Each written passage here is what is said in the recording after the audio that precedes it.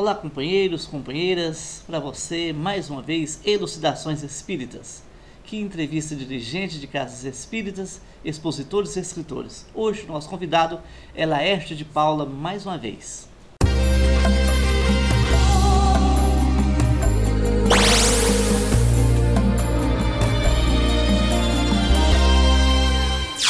Gostaria de agradecer a sua atenção, a você, internauta, e pedir a Deus e Jesus, os benfeitores espirituais, para ajudar você em sua casa e nós aqui também no estúdio, que nós possamos receber muitas bênçãos e muita paz e muita luz. Gente, o nosso convidado, como já disse, é Laércio de Paula, um trabalhador da doutrina, um frequentador, um estudioso, com o tema Vivência Evangélica, Crescimento Espiritual. Vivência Evangélica e Crescimento Espiritual, o tema de hoje para ser trabalhado, né? Laércio, seja bem-vindo mais uma vez. Obrigado, Maurinho. Nós estamos sempre à disposição.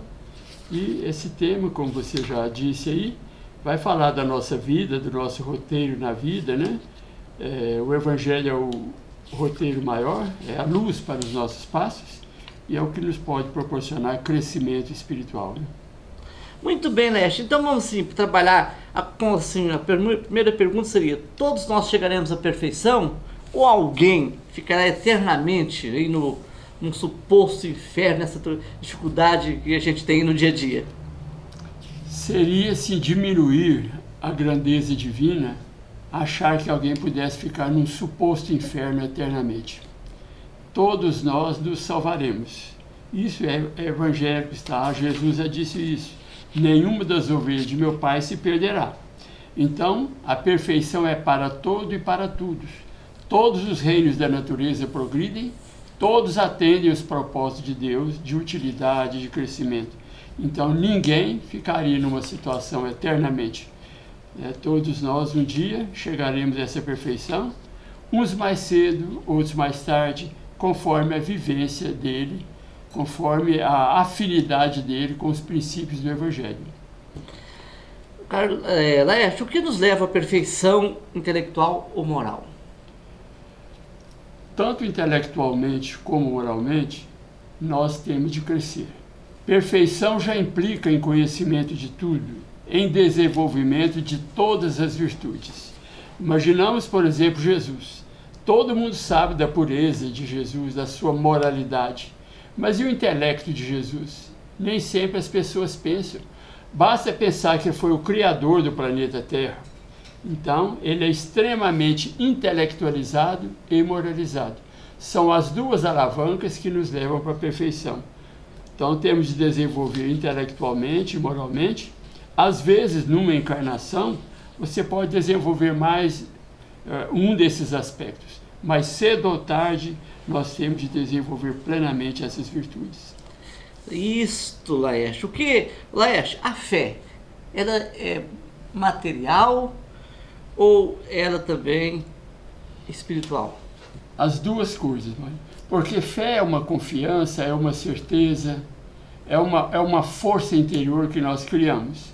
Então tem a fé material. Uma pessoa quer fazer um esforço, digamos, para adquirir uma casa, para formar um filho, e ele trabalhando naquele sentido, ele sempre terá a possibilidade de realizar aquilo que ele deseja, desde que não seja com mau comportamento, porque isso iria complicar a sua vida. Mas falamos principalmente da fé espiritual, aquela certeza que nós temos, né? Aquela confiança em Deus, a certeza de um futuro melhor, de que as dificuldades, por mais que demorem, serão sempre passageiras, transitórias. Então ela pode ser material e espiritual. As duas coisas. As duas coisas. Quer dizer, material quando há um esforço de conquista. Exato, é preciso. Quem não tem fé, por exemplo, não consegue as coisas aqui da Terra. E a espiritual mesmo, qualquer mesmo? A espiritual é aquela confiança que nós temos assim, na força de Deus, no Evangelho de Jesus, de uma melhora, de um aperfeiçoamento. Então o brasileiro tem muita fé, porque acredita que vai mudar, que vai melhorar, isso é fé. Exato, é isso a força tem de ter mesmo, tanto uma quanto a outra. É claro que a mais importante, que vai durar mais, é a espiritual, porque ela também ajuda na material. Mas tem os dois tipos de fé, né? E a mediunidade, né? Muitos têm falado de mediunidade. A mediunidade é uma coisa exclusiva, é uma coisa só do Espiritismo? Há quem pense isso. A gente ouve muito falar por aí, na imprensa, nos sons que passam por aí, até com muito, assim, às vezes até estardalhaço. Quando se fala em mediunidade, alguns dizem até isso é coisa do demônio, isso é coisa do espiritismo. Gente, a mediunidade sempre existiu. Desde que tem gente no mundo, tem mediunidade. Então, se ela existe, é porque Deus a criou. E Deus nada cria sem utilidade. E no conhecimento que nós temos hoje, na força, no esclarecimento, nos princípios que a doutrina espírita nos mostra, era uma enorme bênção de Deus para toda a humanidade. É uma ponte que nos liga com o plano espiritual da vida, de onde promanam para nós todas as bênçãos de paz e de luz. Então a mediunidade não é invenção do espiritismo, muito embora com Allan Kardec, com a codificação espírita, nós viemos a ter os princípios, as normas, né? Saber como fazer, como utilizar, para que a mediunidade. E com isso, quantos benefícios nós recebemos aqui na Terra. Eu sei que é uma mediunidade independente de religião.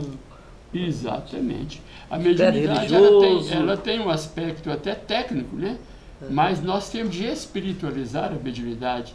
Nós temos de evangelizar os hábitos, os costumes que nós fazemos, a prática da mediunidade, porque deve ser feita com muita responsabilidade e visando tão somente o bem das criaturas. Né?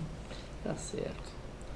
E sobre o que você... Laerte, ultimamente nós temos falado tanto em demônio, liga a televisão, demônio, expulsa demônio, o cara está demoniado, né? Não sei o quê. O que é mesmo, né? Quem é o demônio que tanto é falado por aí afora, aí, principalmente no meio de comunicação e algumas religiões? Há algumas colocações aí na sociedade, na humanidade, sobre demônio, que leva a gente a entender que quase que Deus tem um concorrente na administração do mundo. Não é isso? Quase uma concorrência. Um da direita, outro da esquerda. Ou da esquerda ou da direita. Exatamente. Mas não há sentido pensar nisso, porque Deus é o Criador de tudo. Com Deus, tudo vai para a perfeição. Nós aqui podemos entender esse que eles chamam de demônio, de um espírito, de uma pessoa, né? Como pode ter também pessoas encarnadas aqui, aparentemente com comportamento demoníacos, né? Como a gente vê aí, é ainda o mal que ainda está nas pessoas, é a sua ignorância da verdade. Então, o demônio é um irmão nosso que ainda está em atraso. Se hoje, aparentemente, nós estamos numa situação espiritual melhor do que um ser assim, mas já estivemos também no passado na mesma situação. Nós viemos da treva da ignorância e caminhamos para a luz da sabedoria. Por isso, qualquer irmão nosso, esses que ainda são chamados de demônios, é um irmão, é um filho de Deus, que chegará à perfeição também. É um espírito endurecido, mas que vai melhorar, né? Sem dúvida, todos nós. Por exemplo, o alemão lá que matou muito judeu, a mãe dele não imaginava que ele ia fazer aquilo ali. Então, dentro do nosso lar pode aparecer também um indivíduo aí. Para muitos ele poderá aparecer um desses, né? Para nós é um irmão ainda ignorante, ainda muito levado pela vaidade, pela maldade, pela crueldade, né? Não temos condição de analisar ou julgar o Hitler, né? Mas cometeu muitos erros, né? Como muitos outros nós, de muitas outras formas, cometemos. Jesus diz que nós não podemos, aliás, não é Jesus, já é uma frase que tem aí na sociedade, que nós não podemos apontar o erro dos outros com os nossos dedos ainda impuros, né? Então, quem de nós está puro para condenar a outro, né? Para ter a palavra final? Isso compete a Deus, que tem leis próprias para colocar cada um no verdadeiro caminho.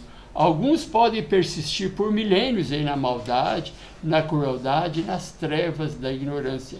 Mas cedo ou tarde todos cansarão daquela própria situação e se submeterão às divinas leis que regem a Terra e o Universo. Laerte, Jesus é um e Deus é outro, né? Para ficar bem claro, né? Claro. Jesus, qual que era a sua religião? Ele tinha religião?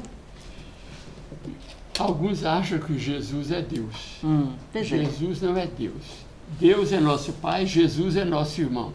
Só que é um ser que já chegou à pureza, pelas suas várias experiências, encarnatórias ou não, né? Que já chegou à pureza. Mas é um irmão nosso. Agora, dizer que ele tinha uma religião, religião é uma religação com Deus.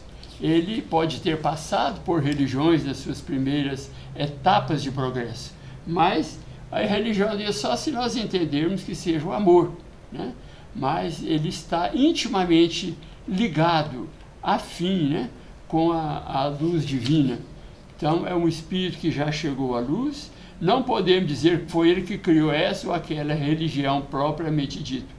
Qualquer religião que estiver, a religião de hoje, que estiver evidenciando as bênçãos e as luzes que Jesus trouxe, é uma religião importante. Mas cedo ou tarde, nós chegaremos ao mesmo ponto. Não, as religiões não são donas da verdade, nenhuma, nem espírita, nem qualquer outra. Então a religião, a verdade é divina. E Jesus já está com ela há quanto tempo, né? Imagina quantos milênios ou milhões de anos aí faz que Jesus criou esse planeta. Então ele já está, para o conceito humano, já um ser perfeito, há tempos e tempos imemoriais, né? Claro, você falou que Jesus criou, não foi Deus? O planeta? Não, foi Jesus, foi o instrumento, por determinação divina, criou o nosso planeta Terra. Ele construiu com a sua mente elevada o nosso planeta. Então, não foi Deus. Não, Deus participou. Acima de tudo é Deus o autor de tudo. Mas Jesus foi um instrumento usado por Deus para a criação do planeta Terra. Tá certo. Vamos agora falar com as pessoas que estão em casa. Você que nos acompanha, nós gostaríamos que você fosse um voluntário, uma pessoa para também assistir ou ajudar a Clínica Jesus Nazaré, uma entidade que cuida de pessoas portadoras de transtornos mentais e pessoas da terceira idade. Nós precisamos que você nos ajude. Faça uma visita para conhecer e para levar suas doações, ou ligue marcando uma visita no telefone 3234-8712, 3235-3129. Nós te aguardamos para você nos ajudar. Ajudar a pessoa da terceira idade, um doente mental, não é loucura. Lembre-se disso.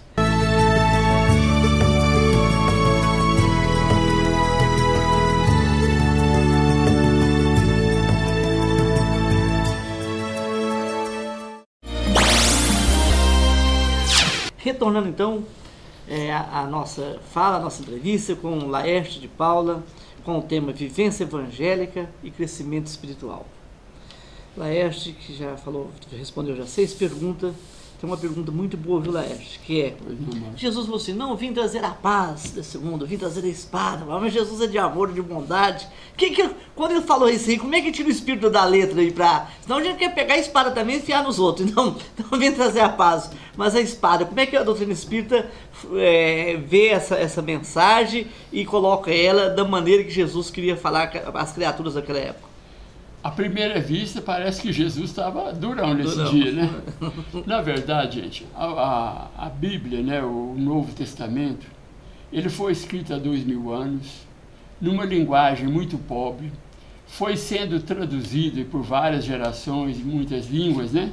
Então, alguma coisa parece realmente destoar da pureza de Jesus. Mas não podemos nem imaginar uma coisa dessa, porque tudo que veio de Jesus é perfeito, é harmônico com as leis divinas. E, portanto, essa frase aqui nós só podemos tirar o seguinte sentido: eu não vim trazer a paz, mas a espada. O Evangelho de Jesus foi realmente uma revelação cristã, foi realmente uma inovação, provocou um impacto muito grande, como toda revelação nova e grandiosa provoca um impacto. Incomoda alguns, os ignorantes não entendem, interpretam de outra maneira, né? Mas Jesus, o seu Evangelho, realmente, com esse impacto que ele provocou na época, né? Ele trouxe, às vezes, até dentro de uma própria família, alguma contrariedade entre um e outro. Não o Evangelho em si, mas a interpretação que as pessoas faziam.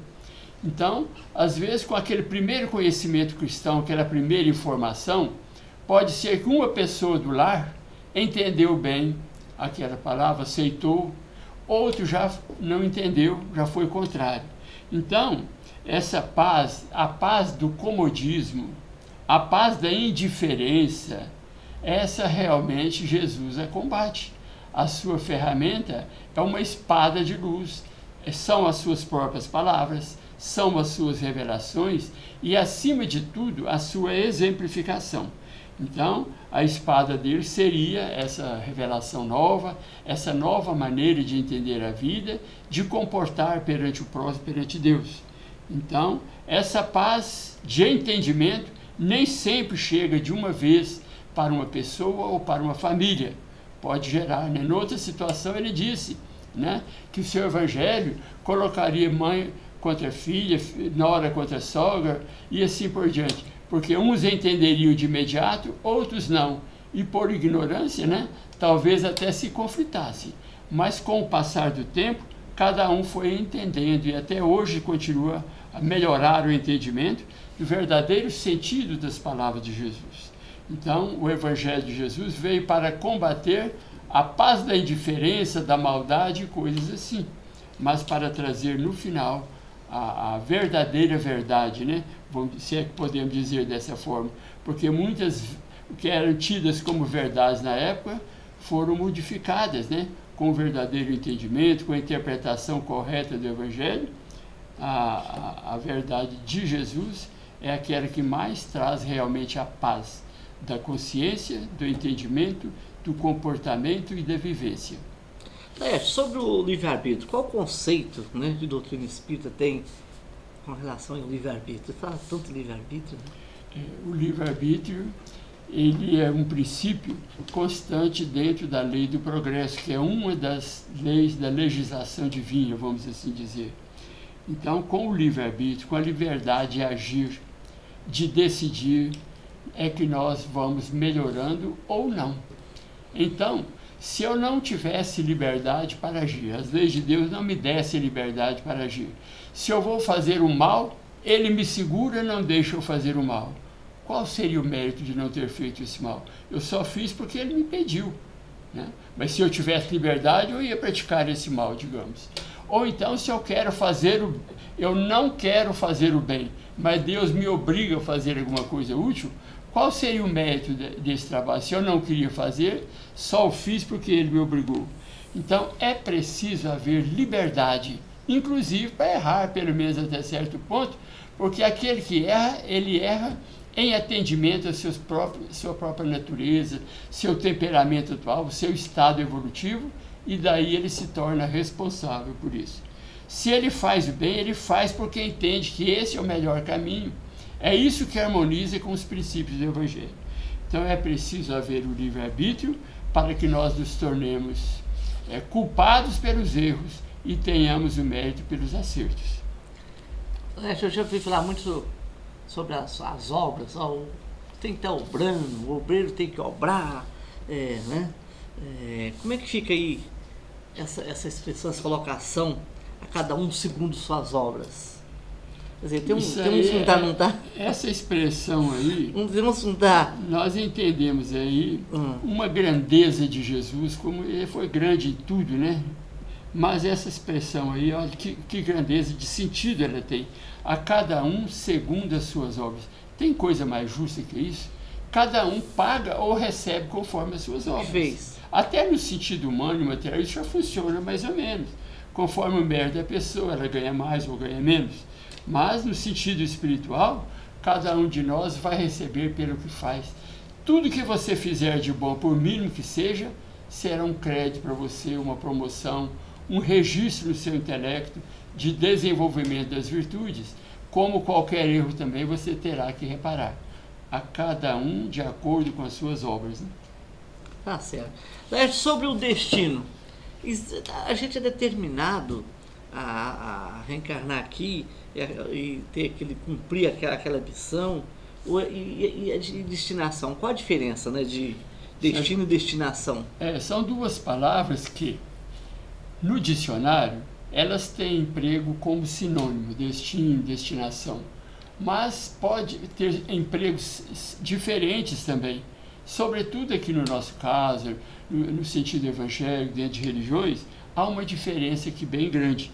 O destino, nós o administramos usando o nosso livre-arbítrio, a nossa vontade, as nossas ações. Qual é o nosso destino, digamos, semana que vem? Depende, posso cometer um desatino aí e estar contradizendo as leis humanas e até as divinas. Serei punido, né? Alguma coisa acontecerá.